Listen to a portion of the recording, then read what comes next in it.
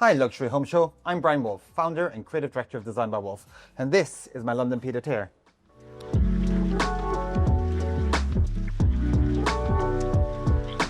I have taken the ceilings back up to their original heights. If I'm cooking in the evening, I do want to be able to see the TV. The sofa, again, a custom design from our studio. Welcome to my boudoir. Small, but perfectly formed, a bit like myself.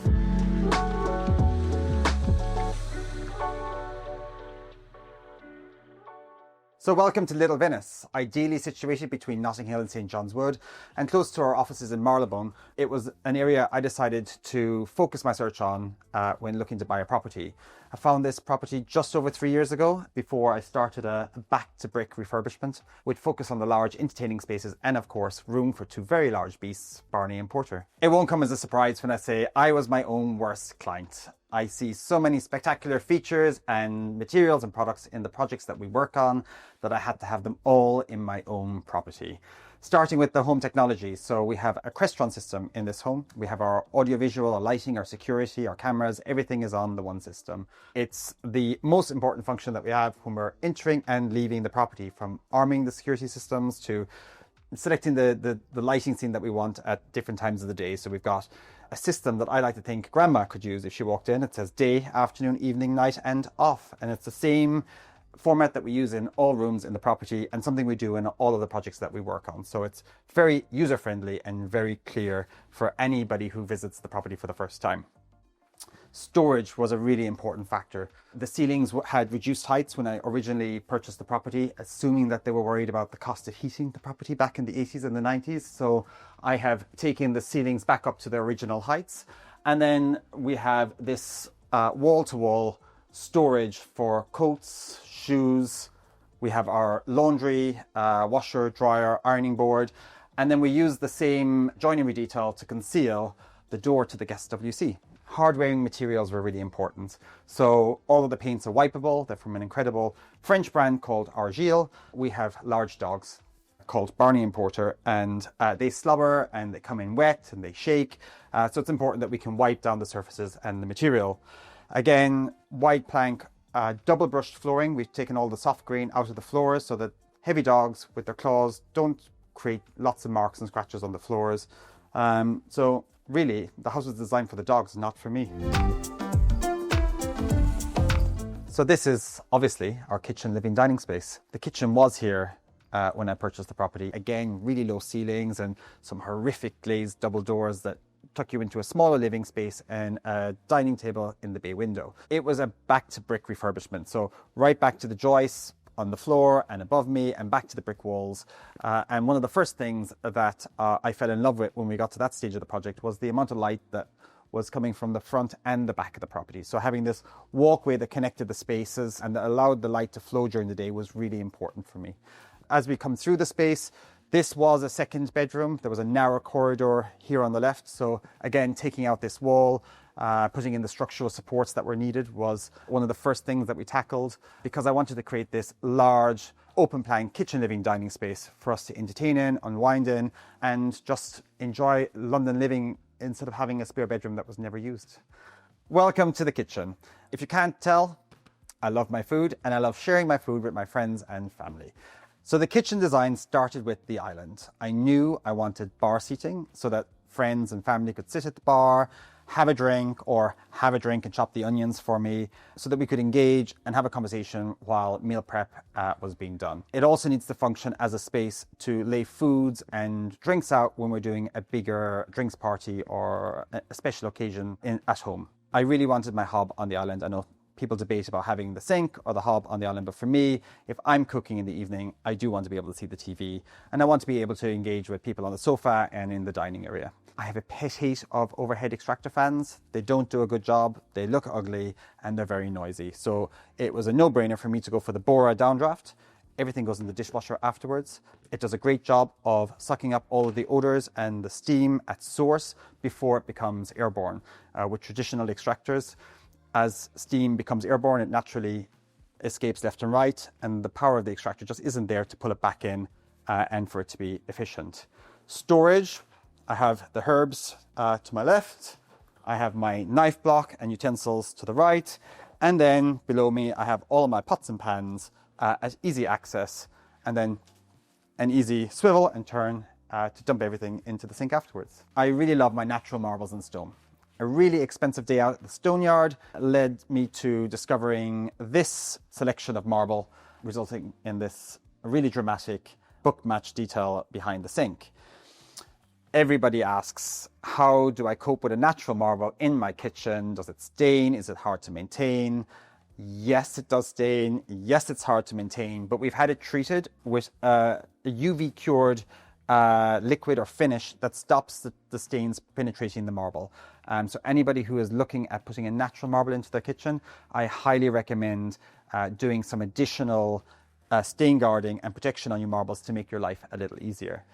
This marble has been in just over 3 years and I have no visible stains and marks, and it is a heavily used kitchen, and I love my spaghetti bolognese. As well as my love for natural marbles and stones, I really love using metallic finishes, especially in joinery. I don't, however, have the same budgets that my clients have. So this is a paint effect that we've applied to this run of joinery at high level and at low level to give you the illusion of a real metallic finish. And then complemented it with living metal finishes on the sockets, on the tap, and on the hardware that you see dotted around the kitchen. And then we've got this stained oak veneer on this side of the island, and again on this run, on all of our drawers are stained in the same color. Because we're in an open plan kitchen, living, dining space, it was really important that this added to the ambience of the room, in particular at night time.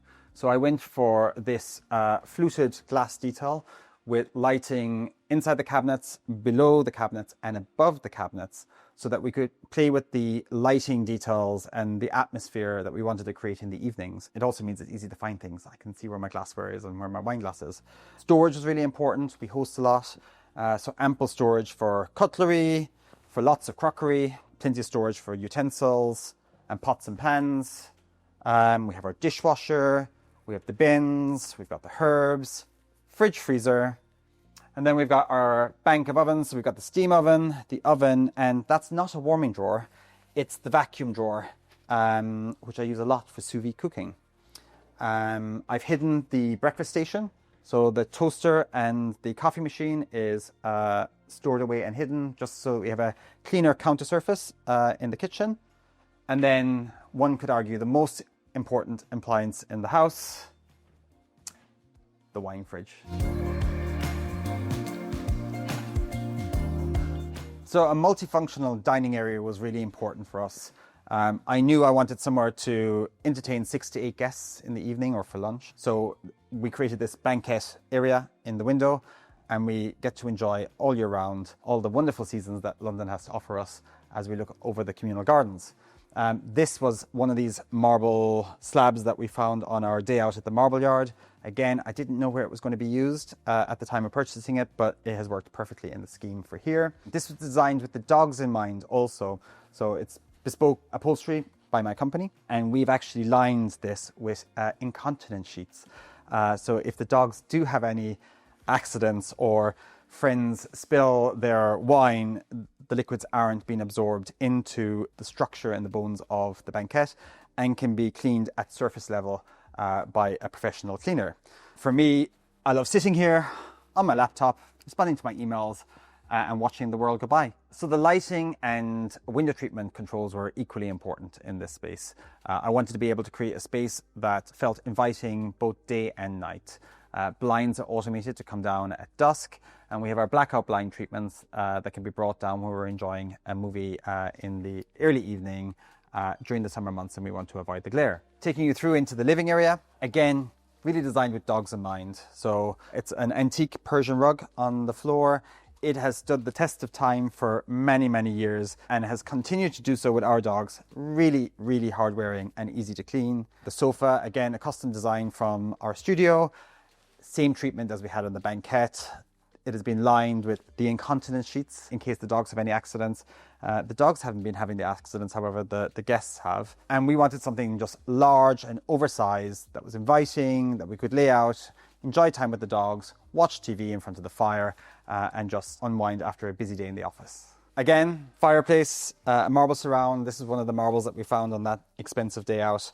I wanted something just elegant and simple. I've matched all the details of the opening for the TV with the width of the fireplace just to balance it. There was no chimney in the apartment when I purchased it. So this is actually a bioethanol fire. So no exhaust or no flue is needed for this fire. And it gives out an awful lot of heat. And I am a bit hot now doing this tour. Lighting is a real passion of mine. And it was really important to get the lighting right in the space. Almost every light that you see is on its own circuit and can be controlled individually. This is a 1950s, 1960s Italian Murano chandelier that I picked up from one of our antique dealers. It originated from a hotel in Italy. We have all of the lighting that has been integrated into the shelves that flank the chimney breast. We have recessed lighting at the front and uplights at the back. But then we've also lit the shelves at the front with some recessed downlights so that the front edges of everything on the shelf are also lit, as opposed to just everything at the back of the unit. We haven't dressed the shelves as a traditional library. You have your typical coffee table books and accessories and trinkets and knickknacks that we have picked up on our travels, as well as photos. And then I have utilized the shelves closer to the dining room as a bar area. I think when people visit the space for the first time or the 10th time, they see the space and they immediately feel relaxed in the hope that they are about to have a drink served up to them. More often or not, they have to make the drink themselves these days, but I think that really works well. And then the swivel chair from a London design company works really well, whether you're engaging with people in the sofa or you're engaging with people sitting in the dining area or just unwinding, talking to somebody cooking in the kitchen. It works really well and is very practical and helps to connect the three different areas.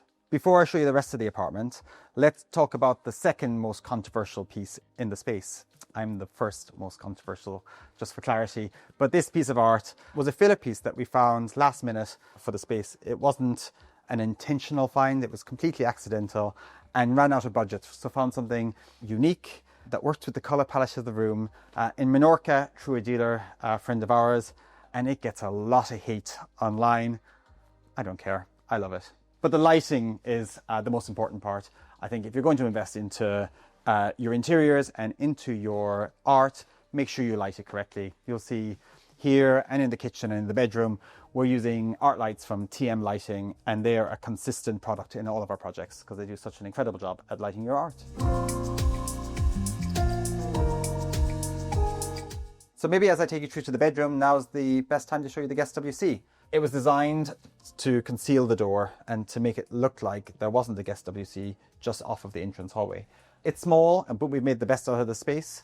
We focus on lighting for the art, decorative lighting with the pendant beside the vanity, and then using a small marble vanity, wall hanging. And we've gone for a dark stone on the floors and the walls with some nice metal trim details above and below the access panel for maintenance of the toilet. So welcome to my boudoir. And I don't get to say that often enough. Small, but perfectly formed, a bit like myself. This is a north-facing room, so color and getting it right was really important. I didn't want the space to feel cold, so I've used warmer pigments and tones on the paint. We've color drenched it in the same color.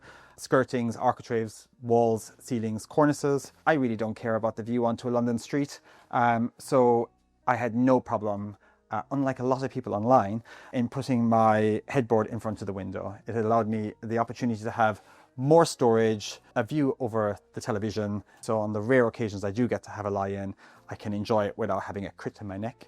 Lighting was really important, so we haven't used any downlights in the space. We have a decorative contemporary light fixture from Tom Faulkner that's giving light in 3 different directions.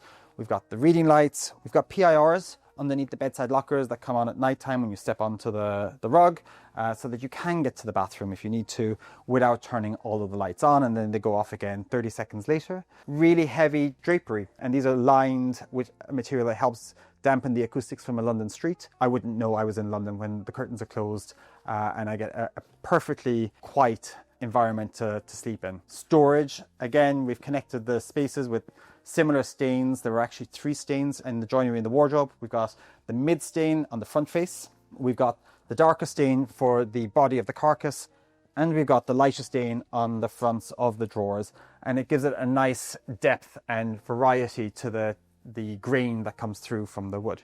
So this is my favorite piece in the house. If there was a fire, it's the one thing I'd be carrying out the door potentially with the dogs, but hopefully they'll be following behind rather than being carried out the door. Again, correctly lit with the art light. It's a vanity table for the hairdryer and sunglasses. Some of the live finishes and the details, so the live metals on the door hardware. And again, consistency in the finishes from the light switches to the door handles to the trims that you will see in the floor, where you have transitions between wooden floor and tile surfaces.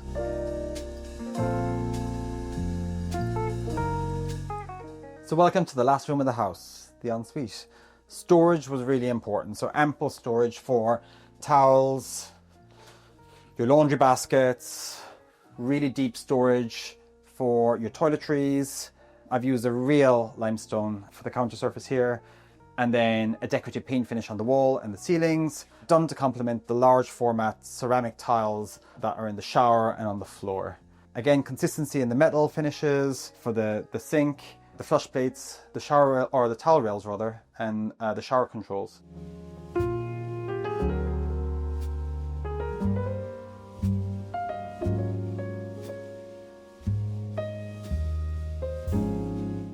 Thank you for visiting Luxury Home Show. It has been an absolute pleasure showing you around my London Pied-à-Terre today. If you liked what you saw and you want to find out more, all of the information will be in the caption below.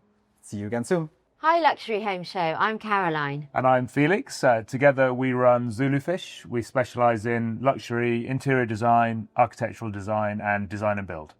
And welcome to our family home in West London. Come on in.